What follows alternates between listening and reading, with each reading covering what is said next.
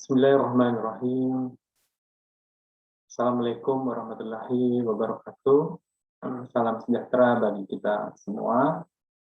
Oke, kali ini kita akan bahas tentang difusi inovasi, perilaku konsumen dalam proses difusi inovasi di dalam mata kuliah perilaku konsumen.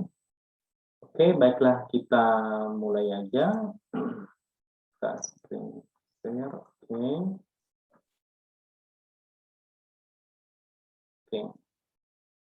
Difusi inovasi, ya. Perilaku konsumen dalam difusi inovasi. Kita nantinya akan berusaha memahami terkait dengan difusi inovasi, penerimaan inovasi atas produk baru yang ada di dunia industri, di pasar, ya, terkait dengan penerimaan barang-barang baru hasil inovasi, ya.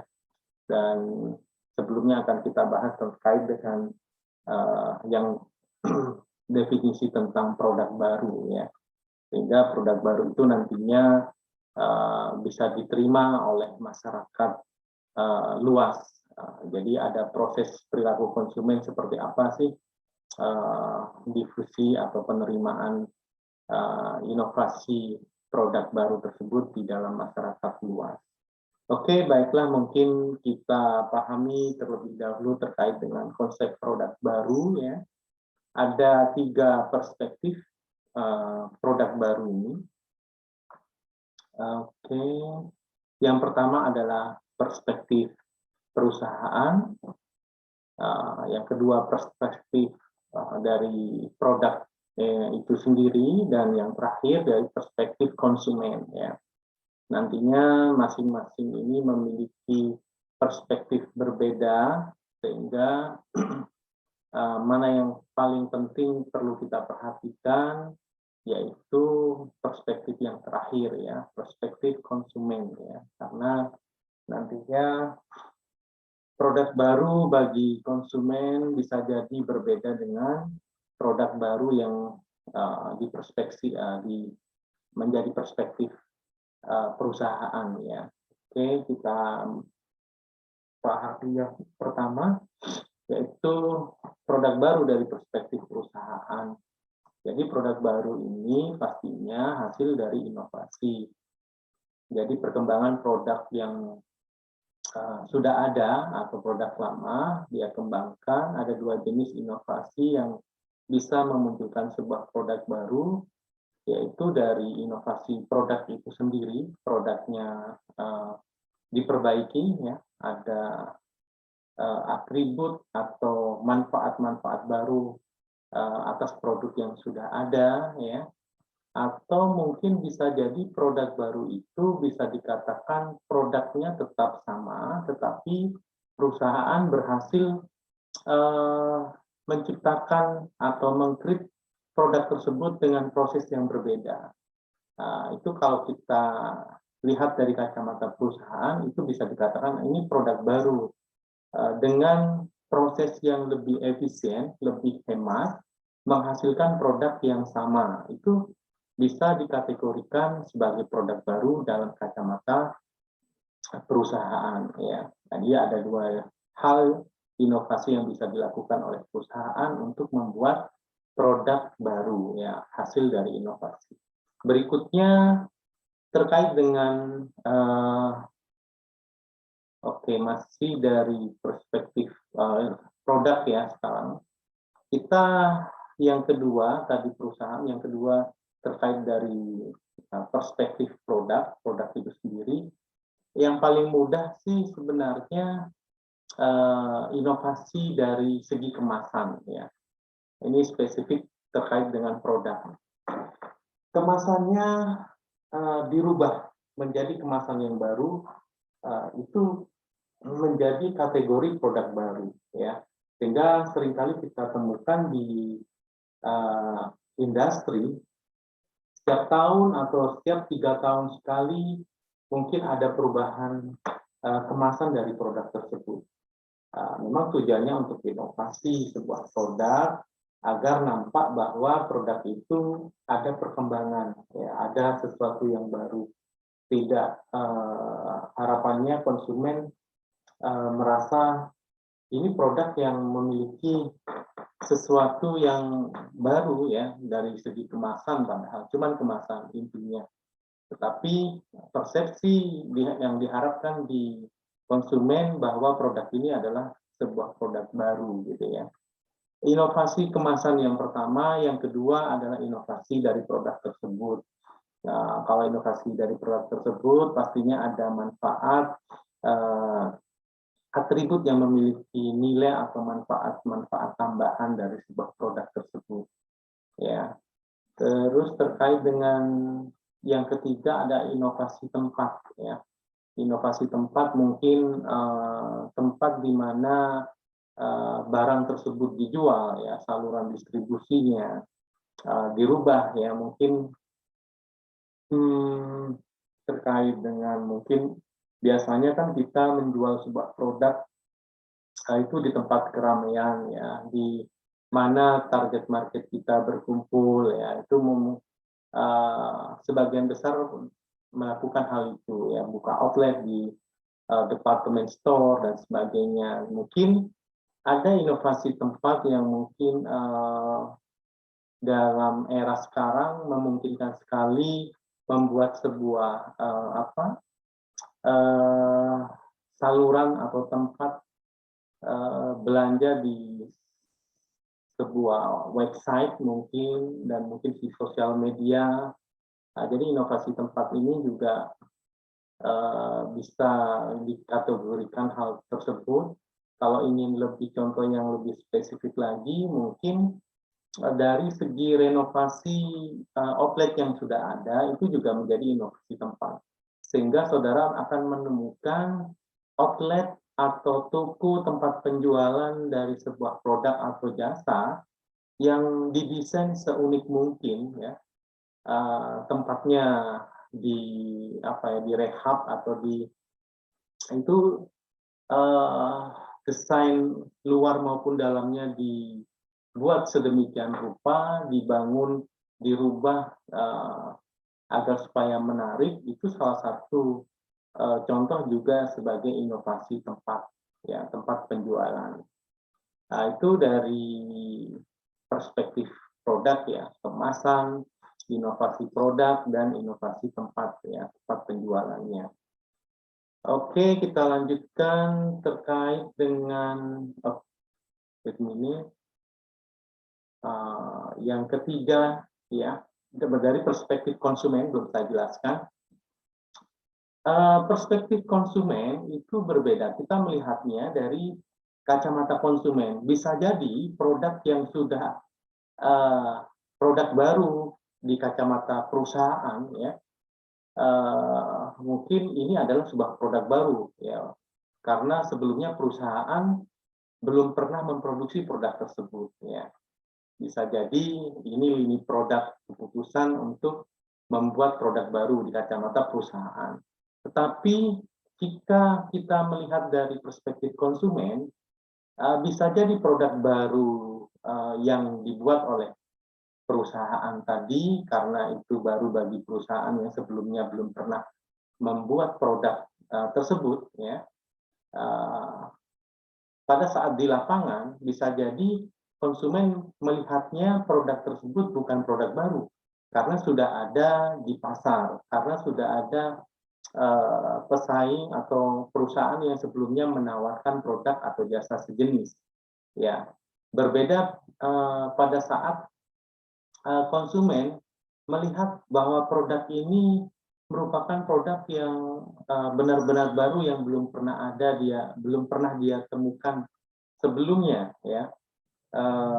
Mungkin bisa jadi produk tersebut berbeda dari produk yang sudah ada di pasar selama ini. Nah, itu perspektif konsumen. Nah, di situ konsumen melihatnya bahwa produk itu adalah produk baru, ya.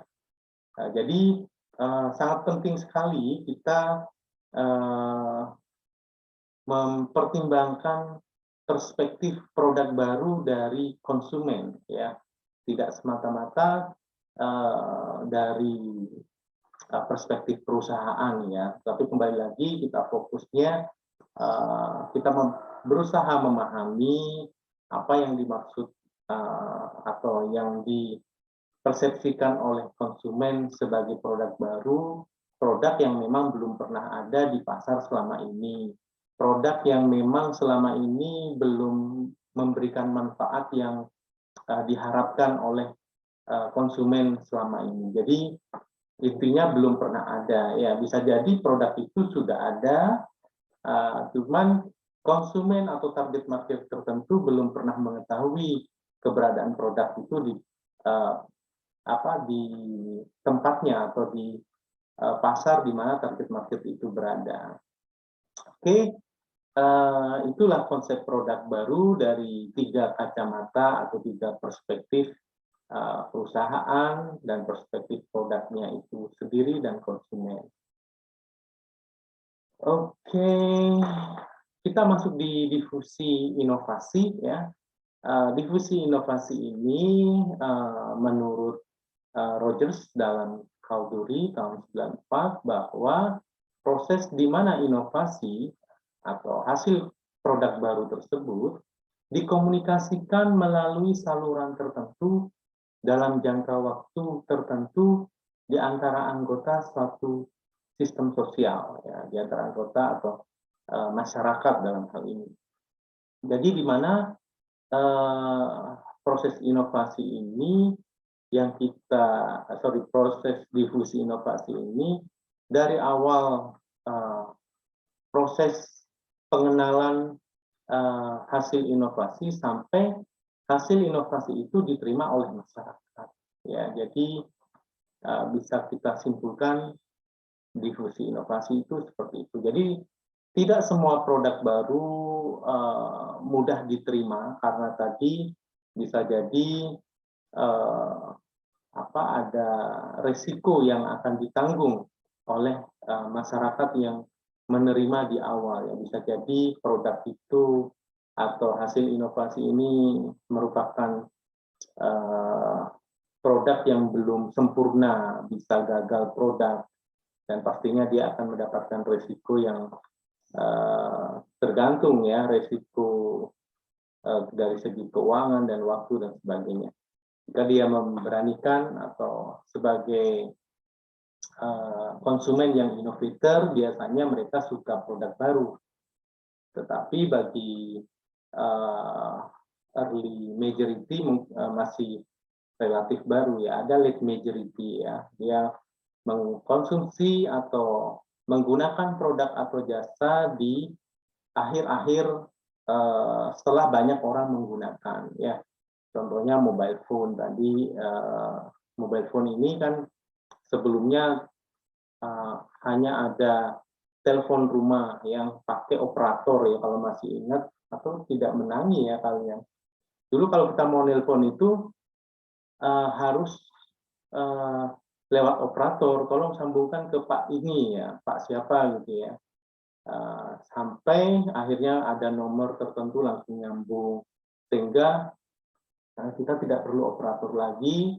Dan perubahan inovasi itu sampai sekarang berubah menjadi sebuah mobile phone yang banyak kita gunakan ya. Mobile phone pun demikian juga, pada saat dia di awal-awal hanya untuk nelpon ya, mobile bisa dibawa kemana-mana, tapi di perkembangan sampai detik ini yang mungkin yang ke depan akan lebih maju lagi perkembangannya, kita bisa video call. Nah, itu video call itu nggak bisa dulu ya. Bagaimana video call? Itu hasil inovasi, apakah diterima atau tidak oleh masyarakat. Nah, ini kita bicarakan tentang faktor-faktor penentu difusi ya. Jadi ada beberapa faktor yang menentukan difusi inovasi itu. Dalam hal ini inovasi bisa diterima atau tidak oleh masyarakat luas ya. Yang menjadi faktor penentu yang pertama adalah karakteristik inovasi ya. atau karakteristik produk tersebut. Produk baru ya, hasil inovasi ya. Contohnya mungkin mobile phone tadi itu menjadi bisa kita jadikan contoh yang paling mudah ya. Terus yang kedua saluran komunikasi ya. Saluran komunikasi dalam hal ini upaya untuk menyampaikan pesan bahwa ada produk baru atau hasil inovasi yang bermanfaat lebih dari produk yang sebelumnya ada gitu ya. Berikutnya adalah upaya perubahan dari agen, dan faktor yang keempat adalah sifat sistem sosial. Sifat sistem sosial ini juga mempengaruhi penentu difusi inovasi, ya, penerimaan inovasi dalam masyarakat luas. Oke, ada beberapa karakteristik inovasi kita jelaskan. Faktor penentu yang pertama, dari karakteristik inovasi tersebut, contohnya ini produknya ya, produk itu atau hasil inovasinya harus memiliki keunggulan relatif. Keunggulan relatif ini lebih unggul dari produk yang ada sebelumnya atau saat ini ya. Semakin unggul, semakin mudah diterima oleh masyarakat. Ya, mereka akan berkeinginan dan rela untuk menggunakan atau mengkonsumsi ya, produk atau jasa yang yang inovatif tersebut. Compatibility ya, terkait compatibility, semakin baik atau compatible, semakin mudah diterima.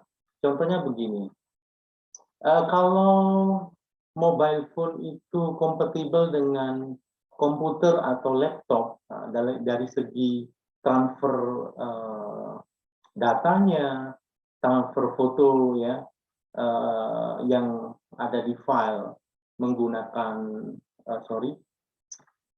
card, ya bukan ya semacam, bukan SIM card ya, tapi penyimpanan kartu yang bisa dipindahkan, file kompatibel, itu memungkinkan akan memudahkan atau mendukung proses difusi inovasi ya.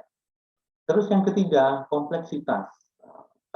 Kalau makin kompleks, orang akan sulit menerima hasil inovasi ya. Semakin tidak kompleks, mereka akan lebih mudah menerima inovasi tersebut. Yang keempat, terkait dengan kemampuan untuk dicoba. Apakah inovasi atau produk baru ini mampu untuk dicoba gitu ya, mudah ya dicoba oleh calon pemakai atau target marketnya. Mungkin semakin dia memiliki kemampuan untuk dicoba, semakin mudah diterima ya. Kalau tidak memiliki kemudahan untuk dicoba ya, mereka akan tidak akan pindah ya. Ini contohnya mungkin ada beberapa orang yang mungkin beberapa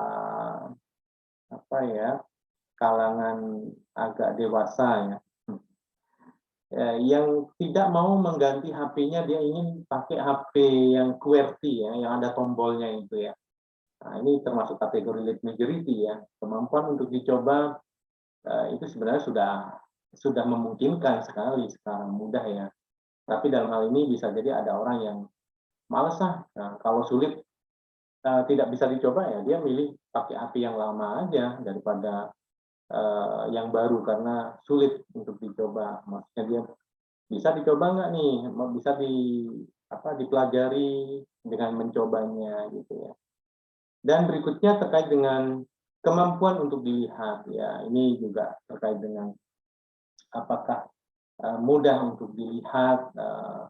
Dalam hal ini ya, upaya untuk belajar memungkinkan sekali mereka bisa menerima dari hal-hal yang sesuatu yang baru, tetapi dapat dilihat, dalam hal ini dapat dipelajari ya. Oke, itu mungkin ada beberapa faktor dari karakteristik inovasi produknya. Karakteristik faktor penentu difusi yang kedua yaitu saluran komunikasi. Ini terkait dengan media massa, saluran komunikasi yang digunakan.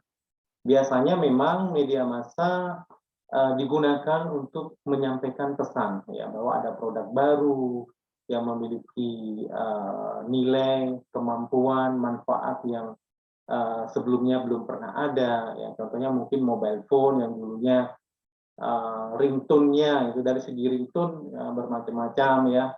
Nah, itu di awal-awal sih ya, ringtone baru itu polifonik kalau masih ingat, yang seangkatan saya mungkin paham ya. Yang polifonik dengan fitur-fitur yang baru. Contohnya ya mungkin saat ini ya hampir sudah semuanya bagus sih ya, Android itu ya. Kalau dulu belum ada bunyinya ya standar gitu ya, muncul ada istilah polifonik, suaranya lebih enak didengar ya. Sekarang polifonik semua tuh kayaknya. Oke, media massa yang digunakan yang kedua terkait dengan jaringan interpersonal ya. Jadi kalau media massa terkait dengan coverage ya, semakin semakin luas coverage dari media yang digunakan, semakin tersebar informasinya ya. Contohnya mungkin media massa, televisi, koran itu coverage-nya lebih luas dibandingkan media yang lain ya, brosur itu kan kurang luas coverage-nya ya. Terus jaringan interpersonal. Jaringan interpersonal ini terkait dengan ada beberapa orang di suatu masyarakat yang menjadi opinion leader ya, yang lebih dipercaya. Jaringan interpersonal inilah yang akan mendukung suatu inovasi itu diterima atau tidak di masyarakat ya.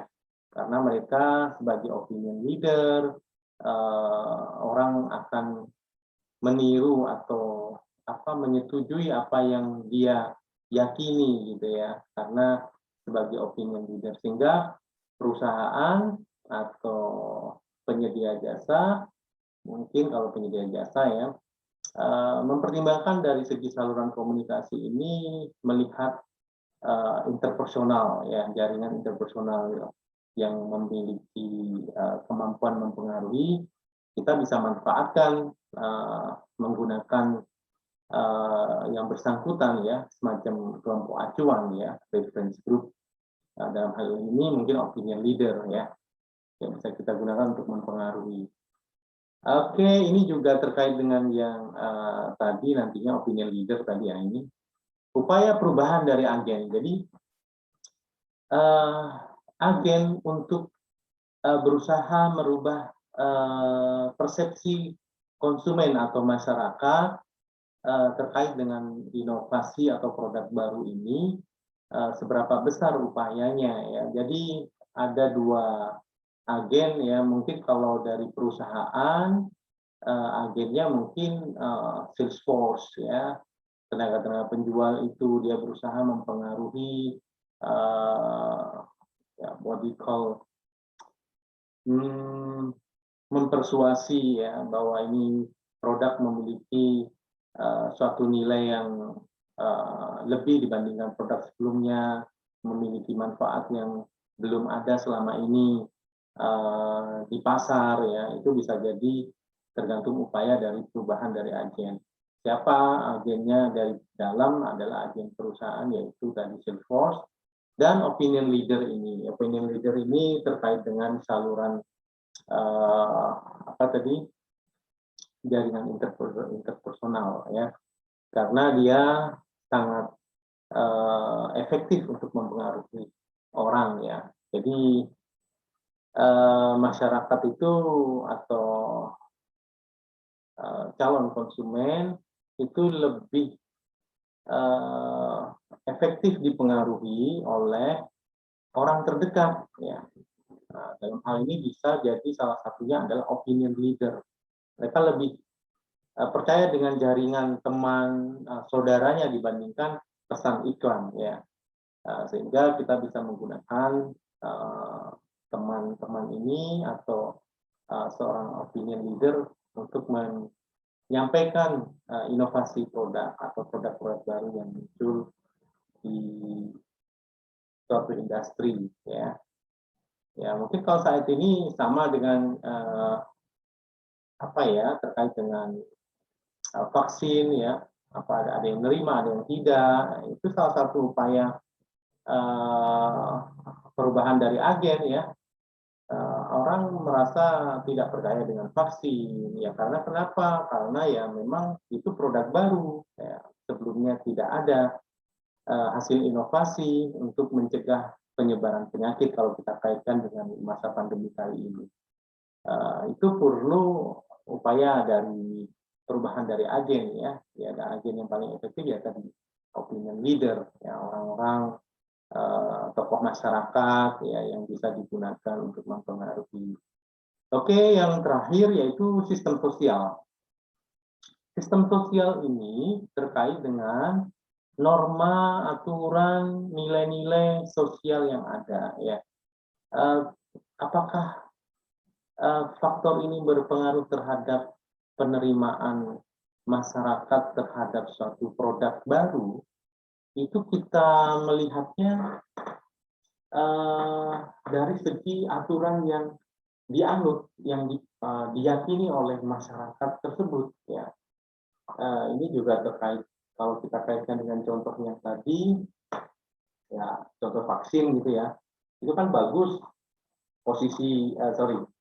persepsi ada yang itu menyatakan bagus, ya, menggunakan opini leadernya siapa, dokter yang memang memiliki kompetensi tersebut. Juga ada dokter yang opinion leadernya juga berbeda ini, ya. Sehingga di masyarakat, di dunia zaman sekarang, ya, sosial media yang sangat viral sekali, sangat mudah menyebarkan informasi, itu juga menjadi penilaian. Oke, kita kembali kalau ke nilai atau norma ini lebih mudahnya dengan contoh bahwa kalau kita lihat ada produk yang dilarang, ya, maksudnya tidak sesuai dengan nilai moral masyarakat kita sebagian besar, contohnya mungkin minuman keras, terus what we call itu narkoba, itu kan tidak sesuai dengan nilai norma sosial kita, ya, masyarakat kita. Apakah itu akan diterima oleh masyarakat luas? Ya, kemungkinan besar agak sulit, ya. Ini berbeda pada saat produk atau hasil inovasi itu sesuai dengan nilai moral masyarakat yang menjadi target marketnya, ya. Di contoh lain mungkin di tahun 90-an itu ada iklan tanda kutip apa ya, kondom, ya. Nah, itu banyak protes masyarakat. Ini produk baru, ya, dari segi dalam hal ini konsumen di masyarakat kita belum pernah nih ada orang yang menawarkan, ya, mengiklankan, sehingga banyak tentangan keras dari masyarakat, ya, yang melihat bahwa jika ada iklan itu akan mengarahkan sesuatu yang semakin kurang baik, ya, mengajari mereka kalangan anak remaja ini sesuatu yang kurang baik, sejenis minuman keras dan sebagainya, ya, sehingga ditentang, tidak boleh memasarkan produk tersebut, mengiklankan. Kalau sekarang iklannya ada itu, kalau dulu nggak boleh, ditentang dan sebagainya. Belum diterima, ya, oleh masyarakat, karena merasa bahwa masyarakat ini malah ngajari sesuatu yang kurang baik, mengajari para remaja kita untuk melakukan hal yang negatif. Nah, itu persepsi masyarakat pada saat itu, sehingga sulit untuk diterima. Ya, demikian pula minuman keras, ya, tidak boleh diiklankan dan sebagainya. Oke, kita lanjutkan. Oke, ini sudah pernah saya jelaskan kayaknya terkait dengan proses adopsi AYETA, ya. Jadi adopsi dari sebuah produk, ya, baru khususnya ini di awal tahap yang pertama, tahap wait minute, agita, interest, awareness. Oh, kebalik nih, sorry, maaf ya. Ini awareness dulu, ya. Habis awareness, interest, ya. Sadar dulu, aware keberadaan sebuah produk baru tersebut, ya, gimana caranya iklan terkait. Oke, awalnya tahap pertama adalah aware. Tahap kedua yaitu interest. Akhirnya ada minat, menaruh minat ya seseorang terhadap sebuah produk baru tersebut. Setelah minat dia akan lanjut ke tahapan berikutnya yaitu evaluation, melakukan penilaian atas produk yang ada ya, produk baru tersebut. Ya, evaluasi. Setelah dia evaluasi, dia melakukan trial, ya, pencobaan, ya, mencoba tes ya, atas produk atau jasa yang baru tersebut, ya, dia mencobanya. Jika dia sesuai, dia akan melanjutkan ke tahapan berikutnya. Dia menerima atas kehadiran produk itu sebagai bagian dari bagian dia yang produk yang dia konsumsi ya, bisa jadi demikian. Kalau tadi contohnya yang apa ya tadi ya, minuman keras gitu, apakah dicoba dan akhirnya diterima kan gitu, nggak bisa jadi ya, ada yang seperti itu. Contoh yang bagus sih kita cek dulu vaksin kalau sekarang ya. Vaksin dia coba, apakah dia coba, no. Kalau vaksin kayaknya kurang pas ya, bisa dicoba atau enggak. Lebih ke sesuatu yang baru ya. Mungkin mobile phone, teknologi yang terbaru apa sih mobile phone saat ini? Ya 5G in the next ya. Jadi apakah dengan 5G ini akan lebih cepat? Dia mencoba, oh ternyata lebih cepat nanti muncul. Akhirnya dia akan menerima, oh sebaiknya pindah ke produk yang lebih baru ini, ya. Sehingga produk dengan teknologi yang sebelumnya akan ditinggal. Oke, saya kira alhamdulillah, saya kira cukup materi kali ini. Saya akhiri. Terima kasih atas perhatiannya. Semoga ilmu ini bermanfaat bagi kita semua. Saya akhiri. Wabillahi taufiq wal hidayah. Wassalamualaikum warahmatullahi wabarakatuh.